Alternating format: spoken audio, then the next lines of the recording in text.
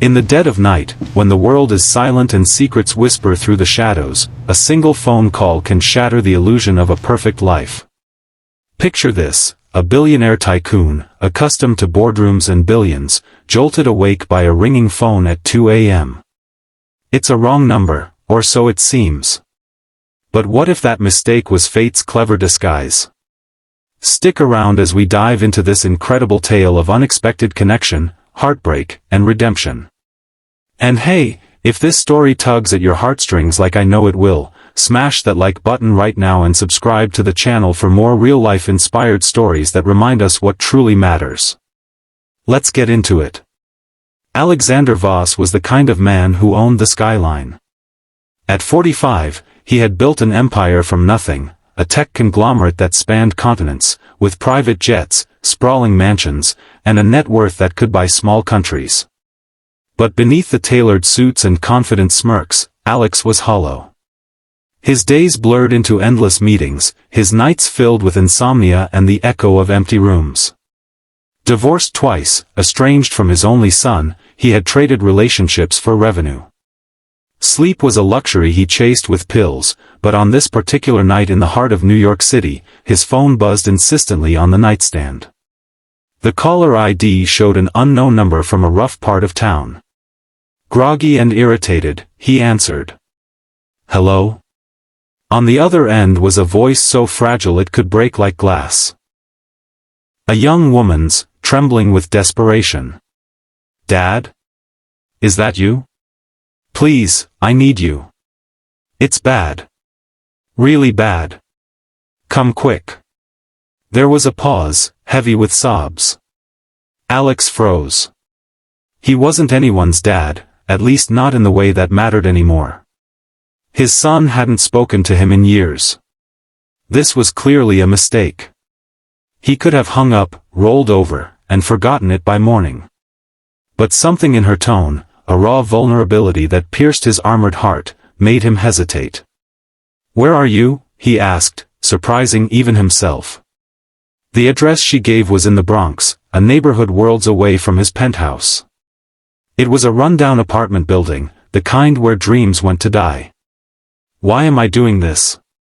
Alex thought as he threw on a coat and slipped out into the chilly night. His driver raised an eyebrow but said nothing as they sped through empty streets. Maybe it was curiosity, or perhaps the ghosts of his own regrets urging him forward. By the time he arrived, the clock read 2:45 a.m. The building's lobby smelled of stale smoke and despair, and the elevator was out of order. He climbed 3 flights of creaky stairs, his polished shoes echoing unnaturally loud. Knocking softly on the door marked 3B, he heard shuffling inside. It creaked open to reveal a girl, no more than 20, pale and disheveled, her eyes swollen from crying. She wore an oversized sweater that hung like a shroud, and her dark hair was matted against her forehead. Behind her, the tiny apartment was a mess. Peeling wallpaper, a single flickering bulb, and a mattress on the floor where an elderly woman lay motionless, hooked to what looked like a homemade oxygen setup.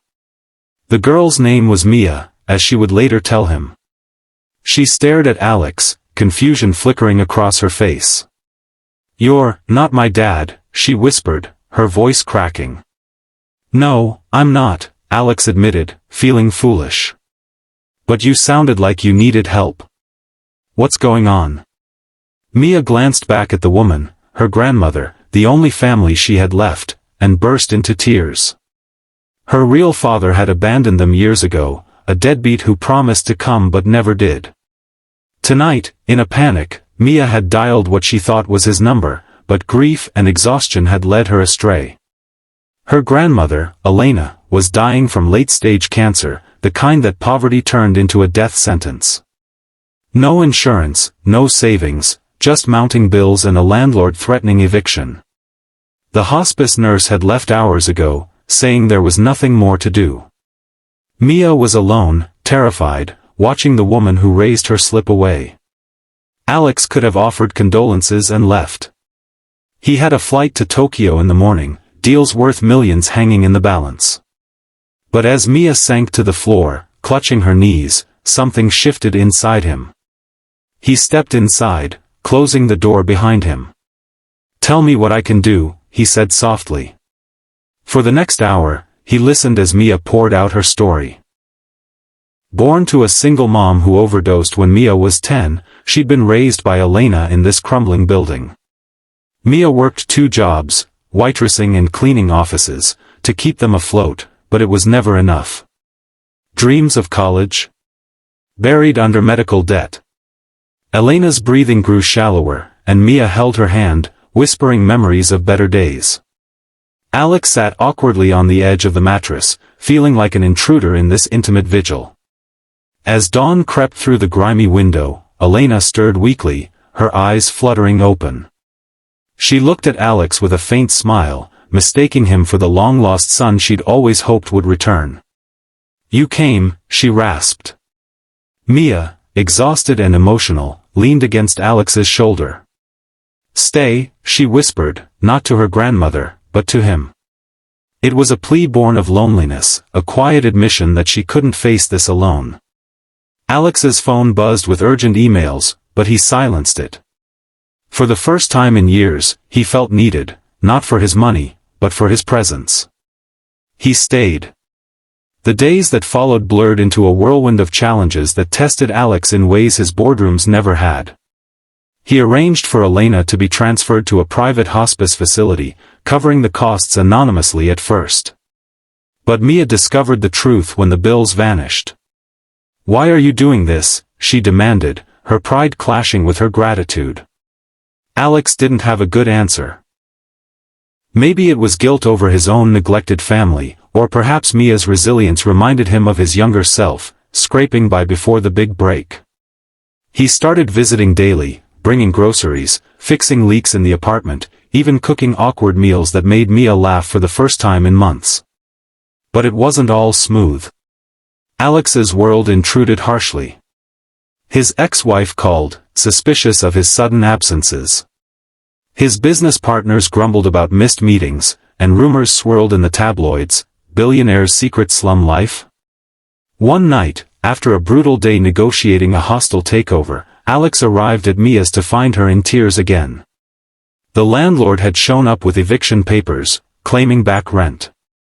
"I can't keep taking your help," Mia said, her voice fierce. "I'm not some charity case." Alex felt the sting. His wealth, once his greatest asset, now felt like a barrier. He wanted to fix everything with a check, but Mia needed more: dignity, partnership. The real turning point came when Elena passed peacefully 2 weeks later. At the funeral, a small affair in a rainy cemetery, Alex stood beside Mia, holding an umbrella over her as she grieved. Afterward, back in the empty apartment, Mia confronted her fears. "Everyone leaves," she said, her eyes searching his. "My mom, my dad, even Gran. Why would you stay?" Alex opened up then, sharing his own scars, the son he lost touch with after prioritizing work, the marriages crumbled under ambition. "I've built empires," he admitted, "but I've been alone in them. You make me want to build something real." Their bond deepened slowly, like roots finding soil after a storm. Alex helped Mia enroll in community college, funding a scholarship in Elena's name. But challenges persisted. Mia's old friends warned her he was using her. Alex's colleagues called her a distraction. One explosive argument erupted when Alex offered to move her into a luxury condo. "I don't want your pity," Mia shouted. "I want to stand on my own." It forced Alex to reflect. He'd been trying to save her without understanding her strength. He apologized, and together they compromised. He mentored her in business, teaching her to start a small catering side hustle using Elena's old recipes. Months turned into a year. Alex reconnected with his son, inspired by Mia's forgiveness of her absent father. He scaled back his empire, delegating more to focus on philanthropy, founding a foundation for underserved families facing medical crises. Mia graduated with honors, her business thriving. Their relationship evolved from unlikely allies to something deeper: love, quiet and profound. Not the flashy kind with yachts and diamonds, but the everyday sort: shared coffees, late-night talks, and the comfort of knowing someone would stay. One evening, as they walked through Central Park, Mia stopped and turned to him. "That wrong call? Best mistake I ever made." Alex smiled, pulling her close. "Me too." And there you have it, folks, a story that proves kindness in the darkest hours can light up a lifetime. In a world obsessed with wealth and status, remember, true riches come from the connections we nurture, the hands we hold when it matters most. If this tale moved you, inspired you, or just made you feel a little less alone, do me a favor, like this video to spread the message, and subscribe so you never miss another story like this. Who knows? Your next wrong turn might lead to something extraordinary. Thanks for watching, stay kind out there.